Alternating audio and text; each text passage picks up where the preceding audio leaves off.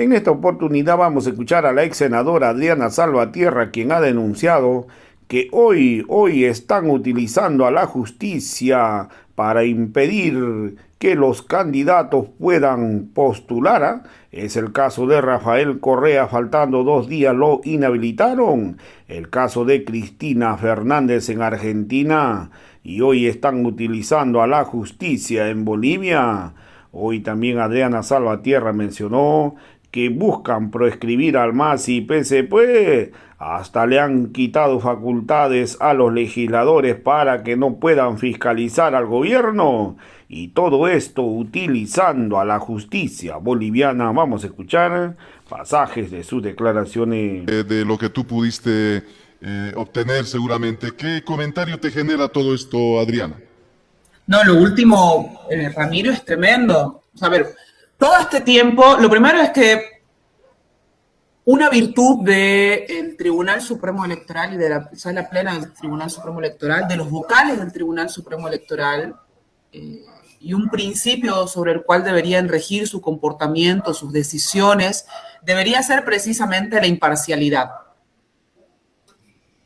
Y eso está puesto en juego en este momento, porque lo último que mencionas es muy grave.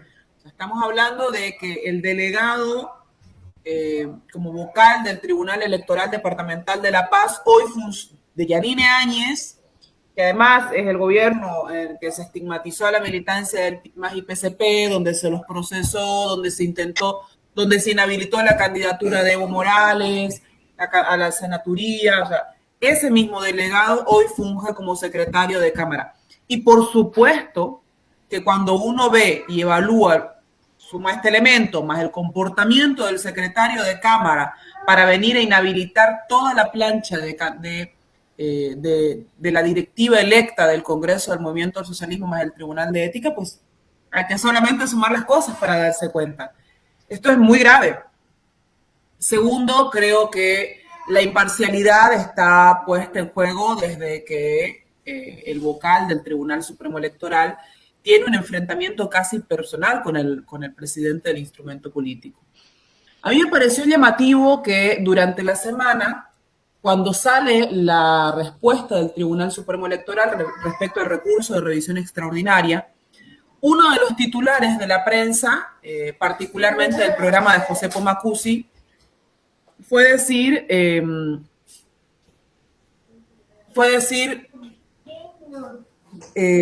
acá lo tengo, Tawichi le ganó un round a Evo Morales. Y yo decía, pero ¿cómo? Quien debería ser considerado el árbitro, finalmente por los medios de comunicación es considerado un jugador. ¿Cómo el árbitro puede ganarle un round a un jugador? Si no es que las reglas están inclinando la cancha de forma desfavorable para el movimiento al socialismo, para las organizaciones sociales.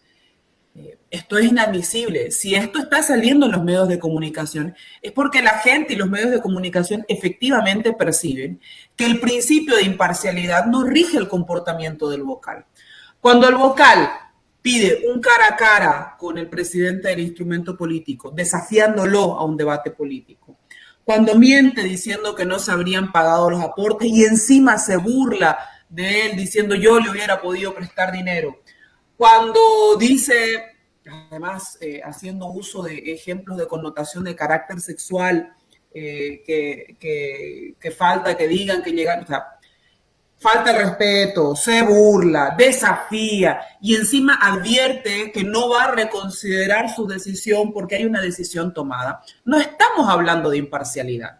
Estamos hablando de un miembro que claramente tiene intereses de proscribir dentro de la interna y una discusión política una fracción o la fracción mayoritaria o una parte del movimiento del socialismo. Y eso no está bien, no es parte de las reglas del juego democrático. E insisto, esto vulnera totalmente el principio de imparcialidad. No puede el árbitro ganarle un partido al jugador. Segundo,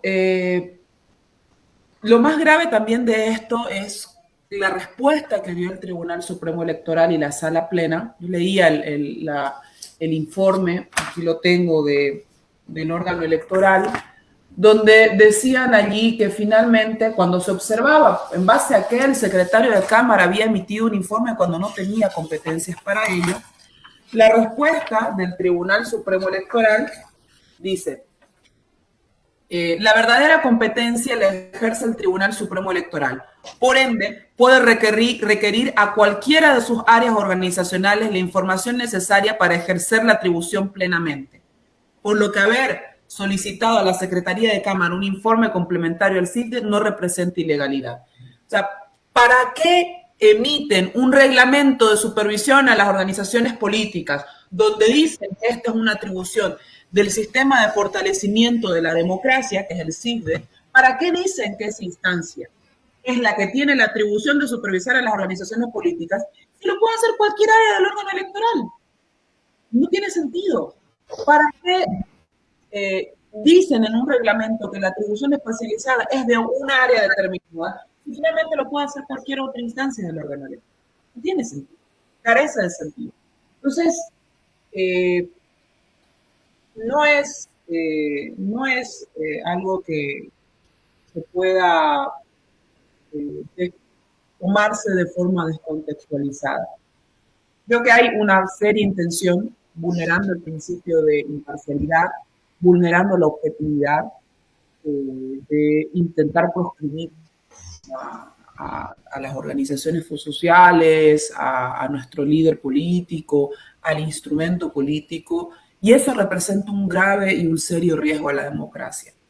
E insisto, esto no es una ruta que acaba, y lo hemos dicho en muchas ocasiones, no es una ruta que acaba dentro del Tribunal Supremo Electoral.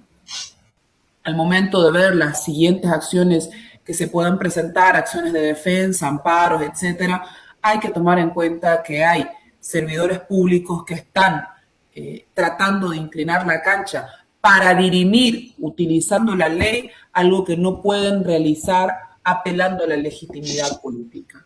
Hay quienes ya han quitado a la Asamblea Legislativa su facultad y su atribución de fiscalizar. Hay quienes han requerido manipular la justicia para dirimir la interna política, han utilizado la fuerza pública y hoy también, dadas las condiciones en las cuales el Tribunal Supremo Electoral no actúa con la imparcialidad correspondiente, están también buscando inclinar la cancha para proscribir al instrumento político, y esto es muy grave. Tierra, adelante, por favor. La palabra, la compañera Ramiro. Adelante, Adriana, adelante.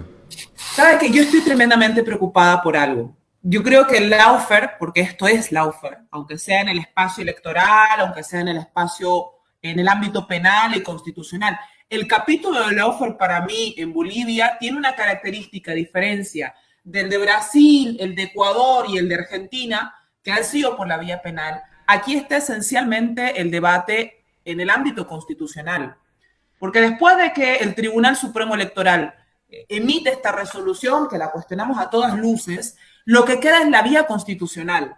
Es la vía constitucional la que le quita a la Asamblea Legislativa la atribución de fiscalizar. Es la vía constitucional la que impide que la Asamblea Legislativa pueda elegir, pueda preseleccionar a nuevos magistrados para que sean electos por el pueblo.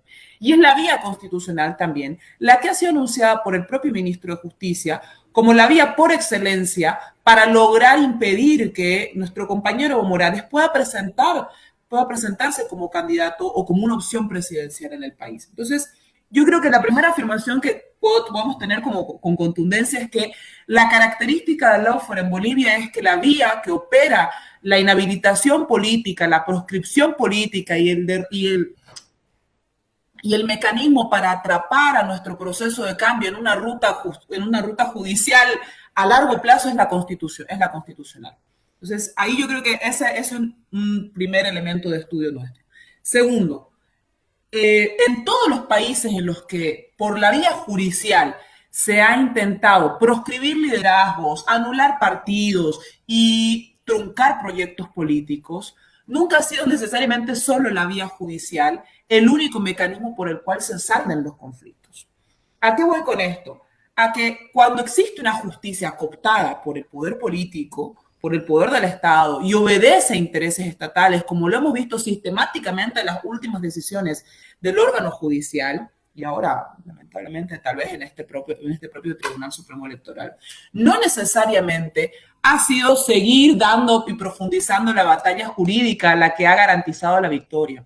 A Lula lo sentenciaron en primera instancia, lo inhabilitaron electoralmente. A Cristina la sentenciaron en primera instancia con 12 años de inhabilitación política.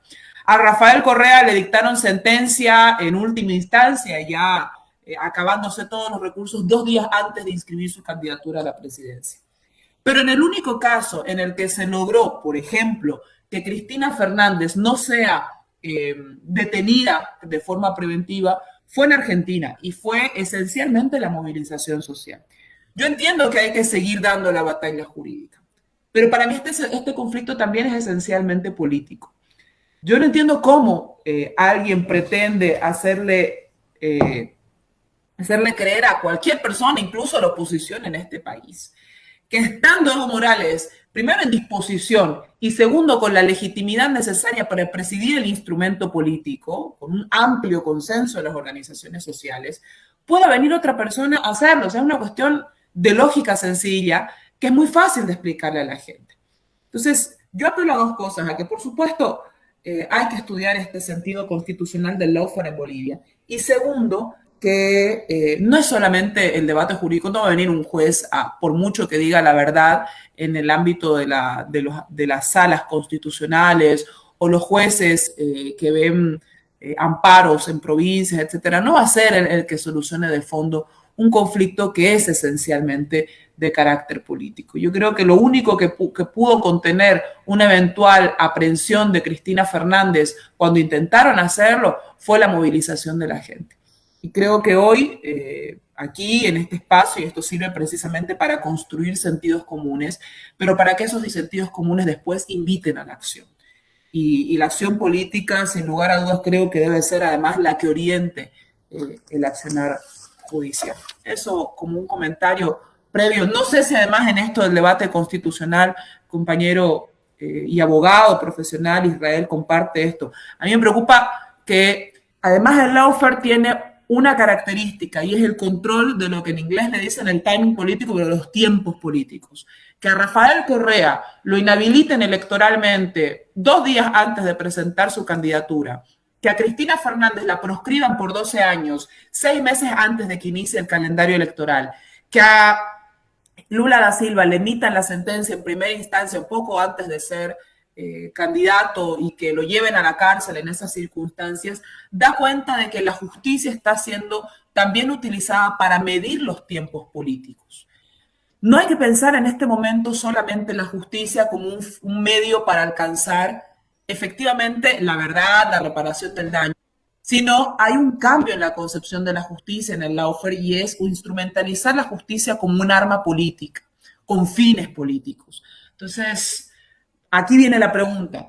¿No será que en el caso de llegar a un amparo constitucional, donde además en el medio vamos a tener magistrados que probablemente algunos se prorroguen, otros renuncien, otros continúen, pero va a haber un lapso de reordenamiento del Tribunal Constitucional? Hoy día iniciar una acción de amparo en el mes de diciembre, por ejemplo, podría llevar a que si esto va en revisión al Tribunal Constitucional, demoren 6, 8, 10 meses y suceda lo que nos advierte el doctor Quino, que finalmente impidan la posibilidad de que el movimiento al socialismo participe en un calendario electoral que empiece en el mes de agosto del 2024 con la convocatoria y elecciones primarias.